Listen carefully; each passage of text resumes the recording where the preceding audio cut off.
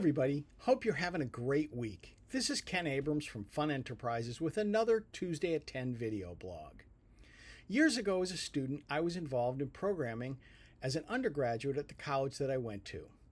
I did that for 3 years, or 3.5 years as a student, and continued doing it professionally for about 35 plus years. I've always been very impressed by people that work in student affairs and student activities on college campuses. It's long hours, often at not great pay, but the work they do is phenomenal, and they do transform and change lives. They're one of the main forces on a college campus building community. It's gotten much harder. And last week, I sat in on Amma Marfo's Developing Trauma-Informed Student Programming. I can tell you that in 1979, when I first got involved, nobody was talking about student-informed or trauma-informed student programming. What we were talking about was really the problems surrounding alcohol. So there's always been problems in higher ed, but I think these problems have really become almost insurmountable. Many people blame the pandemic on a change in what is going on college campuses.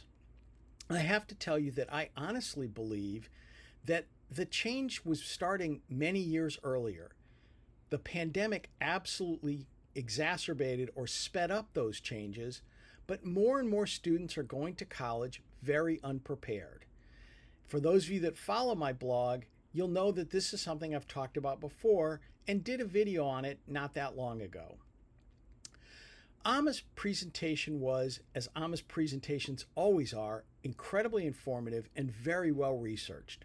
One of the statistics that she presented, which really jumped out at me, is that by the age of 18, almost 50% of students have come into or been exposed to some sort of very serious trauma.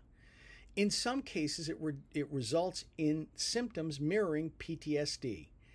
I can honestly tell you that if you'd said to me 15 years ago that students entering college were going to have symptoms of PTSD and they hadn't served in the military, I would be shocked. But honestly, now that I've watched the session and thinking about all the students I deal with, she's probably right. And it means that we've had to change the way we program on college campuses very dramatically in the last several years. It was so much easier back then when I was a student, and what we were really worried about were pretty minor things. Today, what we worry about and what student affairs professionals on campus worry about is really not only life-changing, but it can be life-threatening. Once again, I have incredible respect for those people that work on college campuses, especially in the field of student affairs and student activities. So if you're a student or you have a student in college, make sure to say thank you. It'll go a long way. Looking forward to seeing you again next week for another Tuesday at 10 blog.